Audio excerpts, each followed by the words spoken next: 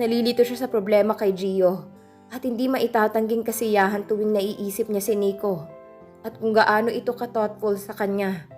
Miss Amanda, may bisita kayo. Nakangiting sabi ni Jem nang sumilip ito sa pintuan ng opisina. Bisita? Pumasok agad sa isip niya si Gio. Baka sinadya siya nito sa trabaho. Paghintayin mo na lang sa labas. Tatapusin ko lang tong ginagawa ko. Sigurado kayo, miss? Paghihintayin niyo siya?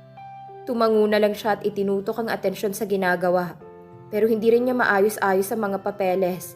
Distracted siya na kinakabahan na hindi niya maintindihan. Kaya itinigil na lang niya ang trabaho. Pagkatapos ay saglit na ipinahinga ang likod sa backrest ng swivel chair. Hinilot-hilot pa niya ang sentido. Diyos ko, sana naman ay hindi na ako magkaroon ng problema kay Gio kapag nasabi ko na sa kanya ang lahat. Ayoko ng gulo, pero lalong ayoko ng nobyong taksil at manloloko. Dahil doon ay medyo lumakas ang loob niya. Bukod doon naalala rin niyang sinabi ni Nico na nasa paligid lang ito at binabantayan siya. Pero malayo sa ina-anticipate na mangyari ang nadatnan niya. Ang malawak na ngiti ni Nico ang sumalubong sa kanya. Gwapong-gwapo ito sa suot na long sleeve polo at blue jeans. Mukha itong cowboy. Hi, dumaan lang ako para kamustahin ka. Sabi nito, saka iniabot sa kanyang paper bag na hawak nito. Ano to? Tanong niya na pilit sinusupi lang ngiti habang inaabot ang paper bag. Pagkain. Nagluto kasi ako sa bahay at naisipan kong dalhan ka. Sana magustuhan mo. Hindi niya alam kung ano ang sasabihin. Napatingin siya rito. Blanko ang utak. Hey, huwag kang ganyan. Baka manakawan na naman kita ng halik dahil sa pagpapakyut mo. Saway nito sa kanya. Maganda itong concept na naisip ni Jane. Nandito na lahat mula sa production hanggang sa finished products at direct selling. Oo. Sang-ayon niya para maitago ang kaba. Ikaw, bakit hindi ka magpatayo ng sarili mong restaurant? Ang sarap ng mga luto mo. Siguradong papatok ang resto at makikilala ka bilang isang magaling na chef. Kahit mas gusto ko sana na ako lang ang ipinagluluto nito. Pilyang dugtong ng isip niya. Naniniwala ka na magagawa ko kapag sinubukan ko? Oo naman. Thanks for having such faith in me, Amanda. Sabi nito na hindi inaalis ang tingin sa kanya. Iyon lang ang hinihintay ko. Ang malamang may isang taong naniniwala sa akin kapag nagplano ako. Ewan kung maiintindihan pa niya ang sinasabi nito. Kapag ganoong ang atensyon niya ay nasa magkalapit na mga mukha nila. Pakiramdam niya ay tumigil ang tibok ng puso niya. Sana magkaroon ka ng libreng oras bukas. Iyayayain sana kitang mamasyal. Bakit hindi? Mabilis na sagot niya. Huli na para bawiin yon. Talaga? Pumapayag ka? Nagniningning ang mga mata nito. Lumapit ito at walang babalang niyakap na naman siya. Promise, mag-e-enjoy ka sa pamamasyal natin bukas. I'll make sure na yun ang pinakamasayang pamamasyal na mararanasan mo. Kaya lang, hindi na niya naituloy ang sinasabi dahil tinakpan na nito ang bibig niya gamit ang mga labi nito. Isang masuyong halik ang iginawad nito sa kanya. Ngunit kapag kuwan ay nagseryoso na naman ito. I'm sorry, Amanda. Hindi dahil hindi ko alam kung paano pigilan ang nararamdaman ko para sa'yo. Alam kong may mali pero ayokong maghintay na lamang na maging tama ang lahat bago ako lumapit sa'yo. Gusto ko na sa mga gagawin ko sa buhay ay ikaw ang kasama ko. Nandyan ako kapag kailangan mo ng kasama at alalay. Nico, baka nabibigla lang tayo. Napaurong na sabi niya. Baka hindi niya kayanin ang konsekwensya ng mga ginagawa niya. Kaya lang talagang nangingibabaw ang sigaw ng puso niya. Look at me, Amanda. Inabot nitong balikat niya. Pagdampi pa lang ng kamay nito sa balikat niya ay parang may nanulay na kuryente sa mga kalamnan niya. Ayusin natin ang mga bagay-bagay at magsimula tayo. Nico. Oo, Amanda. Sa maikling panahong nakilala at nakasama kita, na-realize ko na may kabuluhan ang buhay ko sa piling mo. Bigyan natin ng pagkakataon ng mga sarili natin. Please. Nico, hindi mo alam ang sinasabi mo. Hindi ganoon kadali. Sabi niya, masaya na sana siya, pero inaalala niya si Gio. Hindi pa niya natutuldukan ang relasyon nila dahil tila sadyang umiiwas ito sa kanya. Trust me, Amanda. I'll take care of everything. I'll take care of you. Hinalikan siya nito sa noo. Nico, yumakap uli siya rito. Hindi niya kayang pigilin ang nararamdaman. Hindi niya kayang itanggi na gusto niya itong yakapin. Dahil sa unang pagkakataon ay naramdaman niya na mas pinahahalagahan siya ni Nico kaysa sa ginawa ni Gio noon. Nang gabing yun ay inihatid siya ni Nico sa kondo. Hindi na ito umakyat. Sa kabutihang palad ay natapos niya ang lahat ng mga ibinili ni Jane sa kanya. Kaya buong araw siyang libre kinabukasan. Hindi niya maiwasang ma-excite sa napipintong pamamasyal nila ni Nico. Ni hindi pumasok sa isip niya na hindi nagpaparamdam si Gio sa kanya kahit sa text man lang. Maagang naghanda si Amanda para sa lakad nila ni Nico. Wala nang masasaya pa kaysa sa kanya ng mga sandaling yon. Well, she deserved to be happy, didn't she? Kung magkakaroon man sila ng komprontasyon ni Gio, buo na ang pasya niya. Hindi siya magpapa-apekto sakaling i-on nito ang charm button nito. At kung sumbatan man siya nito ng pagtataksil, well, bahala ito sa buhay nito.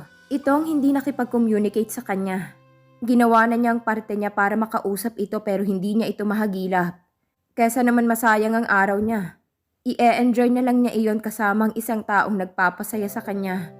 Ngunit bago pa siya makaalis ay isang hindi inaasahang tawag ang natanggap niya. Dismayado at walang ganang sinagot niya yon. Nakaalala pa siya. Nakasimangot na naisaloob niya nang makita ang nakarehistrong pangalan sa caller ID. Saan ang punta mo ngayon, sweetheart? Nasa HOJ ka lang ba buong araw? Hindi man lang humingi ng paumanhin si Gio sa pangyayaring hindi ito mahagilap ng mga nakaraang araw. Busy ako. Marami akong lakad. Hindi ako maglalagi sa isang lugar ng matagal. O bakit napatawag ka? Padas ko lang tono niya. Pareho pala talaga tayong busy ngayon. Kaya nga hindi na kita inabala kahit alam ko nandito ka sa Maynila eh. Siguro naman ay naiintindihan mo. Casual na casual ang tono nito. Babalik na ako sa Masbate bukas ng umaga. Okay lang siguro na hindi tayo magkita, 'di ba? Ngali-ngaling sabihin niya na maghiwalay na sila at saka putulin na lang basta ang linya. I gotta go, may naghihintay na client sa akin. Okay sweetheart, good luck dyan ha. Paalis na rin ako maya-maya ng kaunti at kailangan kong puntahan yung pinaayos kong printing machine dito. Baka mamaya ay hindi pala nila ginagawa ng maayos. Kailangan ko silang silipin. Sabi nito, I love you. Tandaan, may narinig siyang tunog. Nagtingnan niya ang cellphone ay empty battery na yon. Nakalimutan pala niya yung i-charge kanina. Mabilis na hinagilap niya ang charger ngunit hindi niya makita. Mabuti nga. Sabi na lang niya. Hinayaan na lang niyang patay ang cellphone. Ayaw niyang masira ang araw niya. Gosh, di hamak na mas masayang kasama si Nico kaysa sa manyakis na hudas na yon. Maya-maya ay may nag-doorbell. Nataranta siya at baka si Nico nang dumating. Mabuti na lang at nakapag-ayos na siya. Hi, bati ni Nico nang pagbuksan niya ito ng pinto. Tinawagan kita pero hindi ka makontak. Kaya, as usual, nag-iwan ako ng ID sa gwardiya para makaakyat dito. Pasok ka sandali. Niliwagan niya ang pagkakabukas ng pinto. Huwag na. Anito na nanatiling nakatayo sa pintuan. Hihintayin na lang kita rito. Mahirap na at baka makalimot ako. Pagkasabi niyon ay may inilabas ito mula sa likuran nito at iniabot iyon sa kanya. Isang punpon ng mga bulaklak. Hindi ka na sana nag-abala pa. Bakit kasi ayaw mong pumasok? Ilalagay ko pang mga bulaklak na ito sa base. Basta, okay lang ako rito. Ayaw talagang magpapilit na sabi nito.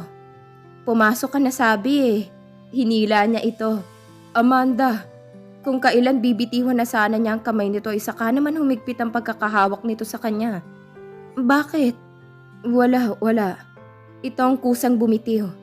Maghihintay na lang ako sa'yo rito. Sige, mabilis lang ako. Alanganing paalam niya rito. Naisip tuloy niya, bakit tila naaasiwa si Nico sa kanya? Sa Chinese garden naisipang dalhin ni Nico si Amanda. Bata pa siya ay mahilig na siyang maglaro roon. Bahagi yun ng isang malaking park pero may nakabukod na entrance. Nakiusap din siya sa gwardiya kung maaari silang magdala ng pagkain doon at pinagbigyan naman siya nito. May ipapakita ako sa'yo mamaya. Sabihin mo kung anong opinyon mo ha. Sabi niya habang naglalatag sila ng binili niyang picnic blanket sa Bermuda grass na nalililiman ng malalaking puno. Bakit dito mo ko dinala? At pinakiusapan mo pa yung guard para maipasok ang mga pagkain na dala mo. Nahihiyang sabi ni Amanda sa kanya. Wala namang ibang tao eh. Saka ito ang isa sa mga paborito kong pasyalan noong bata ako. Gutom ka na ba? May dala akong kanin pero kung ayaw mo may iba pa akong mga niluto na pwede mong pagpilian. At talagang nag-abala kang magluto para dalhin dito? Akala ko ba may gagawin ka? May ginawa nga ako pero patapos na din agad. Kumpletong lahat ng mga kailangan ko sa pagluluto kaya heto. Mainit-init pa tong mga dala ko. Tikman mo na. Isa-isa niyang inilabas sa mga dalang pagkain. Here, we have my version of lasagna, mixed seafoods pizza, my version of chop suey, beef tapa, sinigang na sugpo, beef chow fan rice, and I even have plain rice as well. And for our dessert, I have here my special mango float and fruit salad. Ang dami, Nico. Paano natin kakainin lahat ito? Tiningnan ng dalaga ang lahat ng mga inihain niya. Not only that, dahil may init ngayon ng panahon, may dala rin akong watermelon. Masarap papakin yan mamaya pagkatapos nating kumain. Kahit hindi ka na uminom ng tubig, kayang-kaya nitong pukawin at ibsan ng uhaw mo. Naks, grabe ha. Hindi ko alam kung sasapat ang isang simpleng pasasalamat. Hindi ito makatingin ng diretso sa kanya habang sinasabi yon. That will do, for now. Hininaan niya ang pagsambit ng huling dalawang kataga. Ayaw niyang maramdaman ni Amanda na nagmamadali siya. Kahit pa sabihing tila may unawaan na sila, gusto niyang makausap pa rin ito ng masinsinan. Marami siyang gustong sabihin dito. Sisimulan niya yon sa pagsasabi ng totoo tungkol sa sarili niya. At umaasa siyang bago siya bumalik sa Masbate kinabukasan ay mas maging matatag na ang samahan nila. Para mas may rasyon na siya napiliing maglagi sa bull riding club at maging resident dentist o exclusive cook doon. Ikatlong beses na yun na nakakain si Amanda ng mga luto ni Nico. Kagaya noong una, napakasarap pa rin sa panlasa niyang mga pagkain. Ang totoo, hindi siya mapili at wala siyang keme sa pagkain. At kahit gaano siya kalakas kumain ay hindi siya tabain. Mabilis ang kanyang metabolism. Pero kahit siguro tumaba pa siya basta ganoon kasarap ang luto ay kakalimutan niya ang diet niya. Hindi ko alam kung anong meron sa mga luto mo pero sarap na sarap talaga ako. Aniya habang pinapapakang sinigang na sugpo na nakakahiyaman ay binalatan pa ni Nico para sa kanya. Ikaw naman ang kumain. Hindi mo na ako kailangang ipagbalat, no? Hayaan mo na ako. Makita lang kitang maganang kumain ng mga luto ko, ayos na ako. Inihanda kong lahat ng ito para sa'yo. Hindi ko nga gaanong inaasahan na magugustuhan mong mga ito eh. Kunwari ka pa dyan, nakita mo na akong kumain noon sa bull riding club. Saka, naamin ko na yata sa'yo, di ba? Na masasarap ang luto mo. Lechon ka ba? Biglang sabi nito na ikinagulat niya. Ha? Bakit? Kasi pinatataba mo ang puso ko sa mga compliment mo. Nagkaklag ang arthritis ko at hindi ako makahinga ng maayos. Sus! Pinatirik niya ang kanyang mga mata. Nakikiuso ka pa. Anong nakikiuso? Totoong sinabi ko. Kahit damhin mo pa ang dibdib ko, malalaman mong pinabibilis mong tibok ng puso ko. At para na itong lumolobo. Napatakip si Amanda ng bibig nang bigla siyang dumighay. Sorry, sabi niya. Ramdam ang pag-iinit ng kanyang muka. Tila pilit sinupil ni Nico ang ngiti nito sa pagdighay niya. Pasensya ka na. Ang takaw ko, no? Pinigil niyang sariling dumampot pa ng pakwan na nahiwa na nito. Kung akong magiging asawa mo, ikaliligaya kong ipagluto ka ng pagkain palagi. At kapag dumighay ka, lalo akong matutuwa. Ibig sabihin kasi nabusog ka sa luto ko. Nailang siya. Bakit kasi nabanggit pa nito tungkol sa pag-aasawa? Hindi pa pumasok sa isip niya yon. Ngayon pa lang, dugtong ng isip niya. Ayaw mo nang kumain? Mamaya na, wala nang space sa tiyan ko. Kita mo nga't lumalabas na ang hangin. Napadighay uli siya, ngunit napigilan na niya ang tunog na yon. Nahiga si Nico sa bakanting bahagi ng picnic blanket na tila kontentong-kontento sa buhay. Noong bata pa ako, wala akong pinangarap kundi ang makapagkolehiyo. Makapagtapos sa kursong gusto ko. Noong graduate ako ng dentistry, ginusto ko magtrabaho agad. Nang kumita na ako, naisipan ko mag-aral ng culinary crash course. Natupad ko yun lahat. Not to mention na nakaipon na rin ako. Hindi ko naman kailangan magbigay sa mga magulang ko dahil di hamak na mas mapera sila kaysa sa akin. Eventually, Kapag tinamad na sila sa pagtutok sa negosyo, ipapasa na rin nila sa akin yon. Hindi naman kasi nakikialam ang mga kapatid ko roon. Yung panganay namin, si Ate Greta, may pamilya na.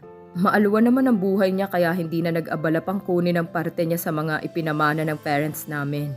Ang bunsong kapatid kong si Galvin ay secure na ang future. Napaghandaan na rin ng parents namin.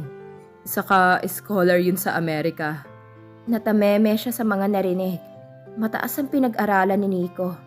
Samantalang siya ay katumbas lang yata ng culinary crash course nitong naabot niya. Walang pamilyang umaasa rito. Ganoon din naman siya pero hindi naman sila kumpleto.